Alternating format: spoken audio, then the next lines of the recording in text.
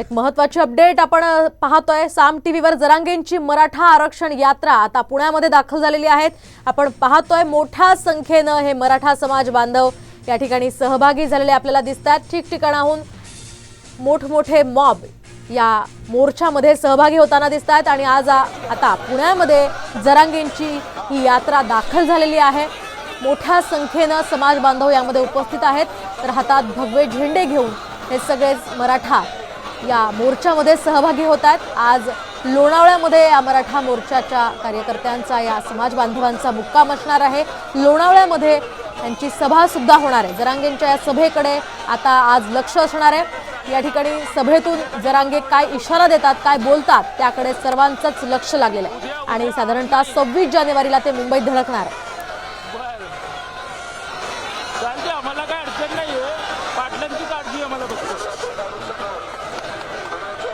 आम्हाला काळजी आहे हो, आमच्या माणसाला काय होऊ नये म्हणून, थकवा जास्त होऊ नये म्हणून मुंबईला जल्लोष होत राहिलं पाहिजे आपल्या माणसाचा।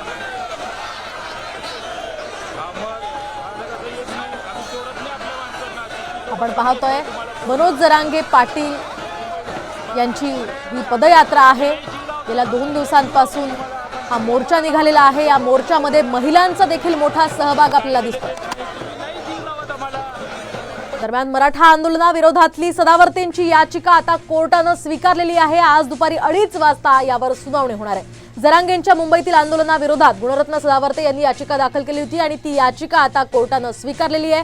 न्यायमूर्ती गडकरींकडे आता या संदर्भातली सुनावणी होणार आहे। यामध्ये आता नेमकी काय सुनावणी होते, काय निर्देशन कोर्ट देतं ते पाहणं अतिशय महत्त्वाचं असणार आहे। मराठा आंदोलनाच्या विरोधातली ही याचिका होती, ती सदावर्तेंनी दिली होती आणि ती याचिका आता कोर्टाने स्वीकारलेली आहे। या संदर्भात आज दुपारी 2:30 वाजता सुनावणी होणार आहे। आपण पाहतोय आज सुप्रीम कोर्टामध्ये मराठा आरक्षणातल्या क्युरेटिव्ह याचिकेवर सुनावणी होणार आहे आणि दुसरीकडे जरांगेंच्या मुंबईतल्या आंदोलनाविरोधात गुणरत्न सदावर्ते यांनी याचिका दाखल केलेली आहे, ती सुद्धा कोर्टाने स्वीकारली आहे।